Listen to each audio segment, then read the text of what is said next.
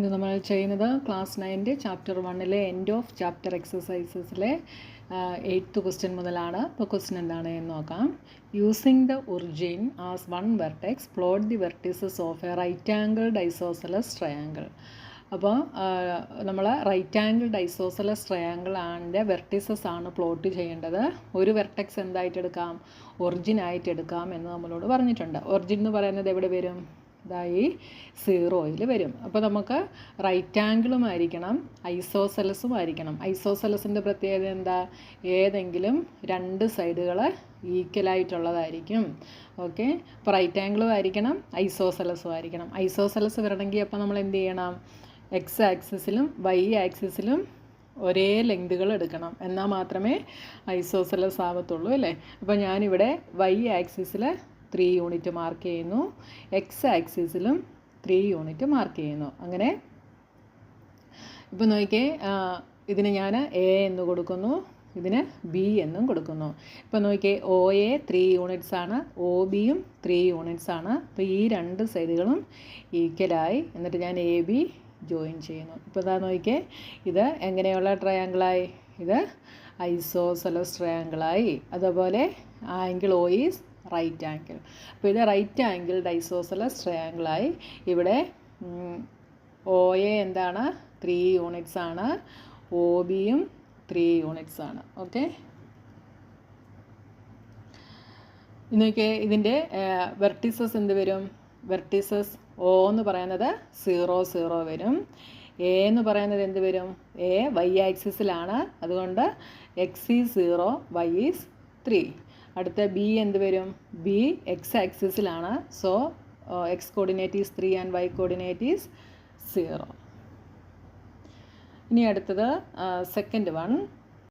An isosceles triangle with one vertex in quadrant 3 and the other in quadrant 4. അപ്പോൾ isosceles triangle വേണം. അതിലെ ഒരു vertex എവിടെയായിരിക്കണം? Quadrant 3 അടുത്തത് quadrant 4 അപ്പോൾ ഇത് ഫസ്റ്റ് ക്വാഡ്രൻറ്റ്, ഇത് സെക്കൻഡ് ക്വാഡ്രൻറ്റ്, ഇത് തേർഡ് ക്വാഡ്രൻറ്റ്, ഇത് ഫോർത്ത് ക്വാഡ്രൻറ്റ്. അപ്പോൾ ഏതൊക്കെ ക്വാഡ്രൻസിലാണ് വരേണ്ടത്? ഈ ക്വാഡ്രൻറ്റിലും ഈ ക്വാഡ്രൻറ്റിലുമാണ് ഓരോ വെർട്ടെക്സ് വരേണ്ടത്. ഒരെണ്ണം എവിടെയാണെന്ന് പറഞ്ഞിട്ടുണ്ട്? ഒറിജിനിലാണ് എന്ന് പറഞ്ഞിട്ടുണ്ട്. അപ്പോൾ ഒരു വെർട്ടെക്സ് ഇതാണ്, 0,0 ആണ് ഇതിൻ്റെ കോർഡിനേറ്റ്. അപ്പോൾ അടുത്തത് എവിടെ വരണം?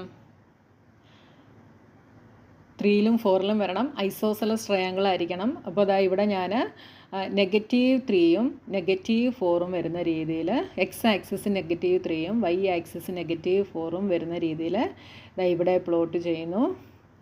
ഇവിടെ അതുപോലെ എക്സ് ആക്സിസ് 3യും വൈ ആക്സിസ് -4ഉം വരുന്നത് പോലെ ഇവിടെ പ്ലോട്ട് ചെയ്യുന്നു. ഓക്കെ, ഇനി ഇത് തമ്മിൽ ജോയിൻ ചെയ്യുന്നു.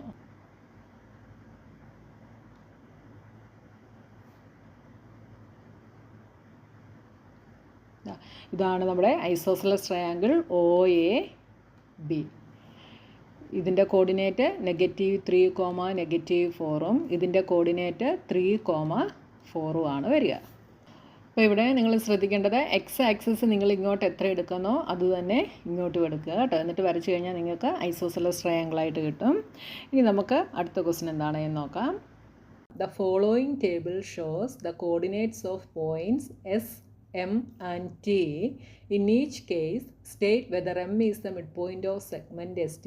Justify your answer. അപ്പോൾ ഇവിടെ നമുക്ക് ഓരോ പോയിൻറ്റുകളുടെയും കോർഡിനേറ്റ്സ് ആണ് നമുക്ക് തന്നിട്ടുള്ളത്. അപ്പോൾ ST എന്ന് പറയുന്ന സെഗ്മെൻറ്റിൻ്റെ മിഡ് പോയിൻ്റ് ആണോ M എന്ന് നമ്മൾ പറയണം. ഇത് മിഡ് പോയിൻ്റ് ആണോ എന്ന് നമുക്ക് എങ്ങനെ കണ്ടുപിടിക്കാൻ സാധിക്കും?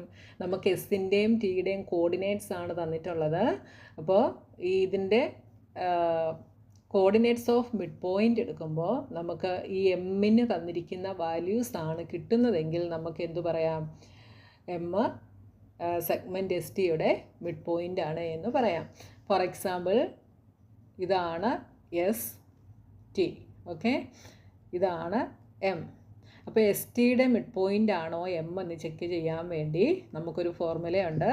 ഇവിടുത്തെ ഈ എസ് -3, 0യെ ഞാൻ x1 y1 എന്ന് എടുക്കുന്നു. 3,0യെ x2y2 എന്ന് എടുക്കുന്നു. അപ്പം മിഡ് പോയിൻ്റ് ആണോ എന്ന് ചെക്ക് ചെയ്യാൻ നമുക്കുള്ള formula coordinates of mid point of M എന്ന് പറയുന്നത് x1 + x2/2. ഇത് എക്സ് കോർഡിനേറ്റ് കണ്ടുപിടിക്കാൻ, y കോർഡിനേറ്റ് കണ്ടുപിടിക്കാൻ y1 + y2/2 നമ്മൾ ചെയ്ത് നോക്കുന്നു. ഇങ്ങനെ ചെയ്ത് നോക്കുമ്പോൾ നമുക്ക് 0,0 ആണ് കിട്ടുന്നതെങ്കിൽ നമുക്ക് എന്ത് പറയാം? എം എസ് ടിയുടെ മിഡ് പോയിൻ്റ് ആണ് എന്ന് നമുക്ക് പറയാം. അതായത് എക്സ് കോർഡിനേറ്റുകൾ തമ്മിൽ ആഡ് ചെയ്തിട്ട് /2 അതിൻ്റെ ആവറേജ് കണ്ടുപിടിക്കുന്നു, y കോർഡിനേറ്റ്സുകൾ തമ്മിൽ ആഡ് ചെയ്ത് /2 ചെയ്യുന്നു. അപ്പോൾ നമുക്ക് 0, 0 കിട്ടണം. അപ്പോൾ ഇതേപോലെ നമുക്കിത് ഓരോന്നും നമുക്കൊന്ന് ചെയ്ത് നോക്കാം. അപ്പോൾ ആദ്യത്തേത് നമ്മൾ ചെയ്യുന്നു. ആദ്യത്തേതിൽ എസ് എന്താണ്? -3,0യും ടി 3,0യുമാണ് ഫസ്റ്റ് വൺ. അപ്പോൾ ഇത് നമ്മൾ ഈ ഒരു ഫോർമുല യൂസ് ചെയ്യുന്നു, മിഡ് പോയിൻറ്റ് ഫോർമുല നമ്മൾ യൂസ് ചെയ്യുന്നു. അപ്പോൾ ആദ്യം ഞാൻ ഫോർമുല ഇങ്ങോട്ടൊന്ന് എഴുതുകയാണ്. Mid point = x1 + x2/2 y1 + y2/2. ഇതാണ് നമ്മുടെ ഫോർമുല. അപ്പോൾ ഇതിനകത്ത് x1ഉം y1ഉം എന്ത് വരും? ഇത് x1, ഇത് y1, ഇത് x2, ഇത് y2. അപ്പം എസ് ടിയുടെ മിഡ് പോയിൻ്റ് ആണ് നമ്മൾ കണ്ടുപിടിക്കുന്നത്. അപ്പം mid point = x1 is -3 + x2 is 3/2. അടുത്തത് y1 is 0 + y2 is 0/2. ഇപ്പോൾ നമുക്ക് എന്ത് കിട്ടി? -3 + 3 0/2. 0/2 is 0. അപ്പോൾ നമുക്ക് എന്ത് കിട്ടി? 0,0 എന്ന് നമുക്ക് കിട്ടി.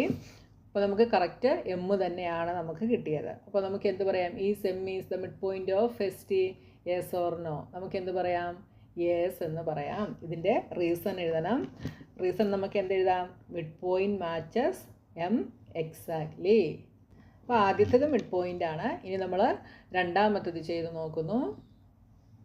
സെക്കൻഡ് വണ്ണിൽ എസ് ഈസ് 2,3, ടി ഈസ് 4,5. അപ്പോൾ മിഡ് പോയിൻ്റ് എന്ന് വരും? Midpoint = x1 is 2, x2 is 4/2, y1 is 3, y2 is 5/2 is equal to 4 + 2 6, 6/2 is 3, 5 + 3 8, 8/2 is 4. അപ്പോൾ നമുക്ക് 3,4 എന്ന് കിട്ടി. ഇവിടെ നമുക്ക് എം തന്നെയാണ് കിട്ടിയത്. എം എന്താണ് ഇവിടെ? 3,4. അതുകൊണ്ട് നമുക്ക് എന്ത് പറയാം?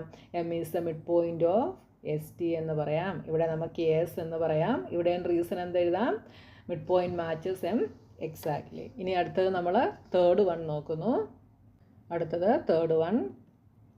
തേർഡ് വണ്ണിൽ എസ് 0, 0യും ടി 0, -10 അപ്പോൾ മിഡ് പോയിൻ്റ് എന്ത് വരും? Midpoint = x1 is 0, y1 is 0/2, x2 is 0, y2 is -10/2. അപ്പോൾ നമുക്ക് 0 + 0, 0/2 is 0, -10/2 is -5. പക്ഷേ എമ്മിൽ എന്താ വന്നിരിക്കുന്നത്? 0,5 ആണ്. നമുക്ക് കിട്ടിയത് എന്താ? 0,-5 ആണ്. അതുകൊണ്ട് എം എസ് ടിയുടെ മിഡ് പോയിൻ്റ് ആണോ? അല്ല. കാരണം എന്താണ്? നമുക്കിവിടെ y കോർഡിനേറ്റ് കിട്ടിയത് ഡിഫറെൻ്റ് ആയിട്ടാണ് അല്ലേ?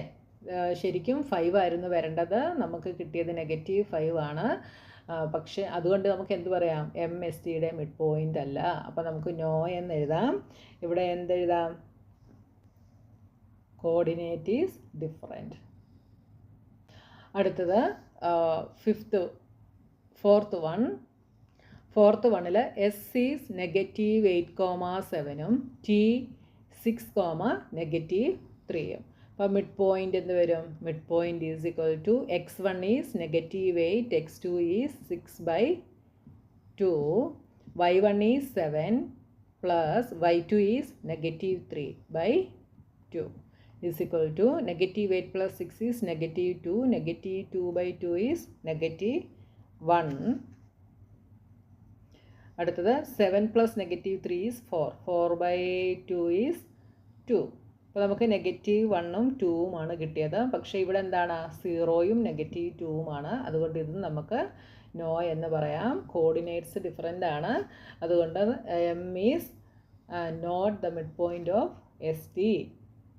എം എസ് ടിയുടെ മിഡ് പോയിൻ്റ് അല്ല. ഓക്കെ, ഇനി നമ്മളോട് ഒരു ക്വസ്റ്റ്യനും കൂടെ ഇവിടെ പറഞ്ഞിട്ടുണ്ട്.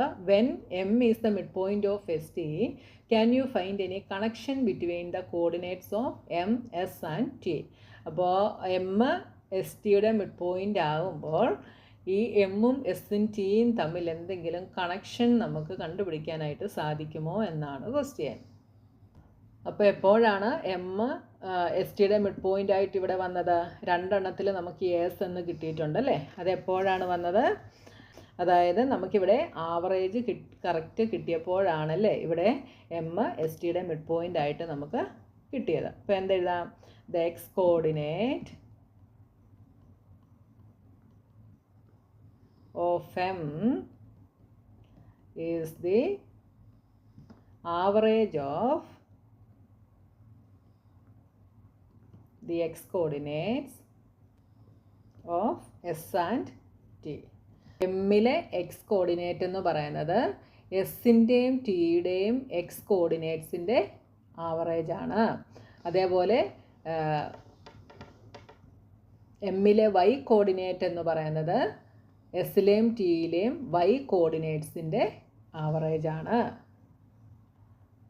The Y coordinate of M is the average of the y coordinates of s and t.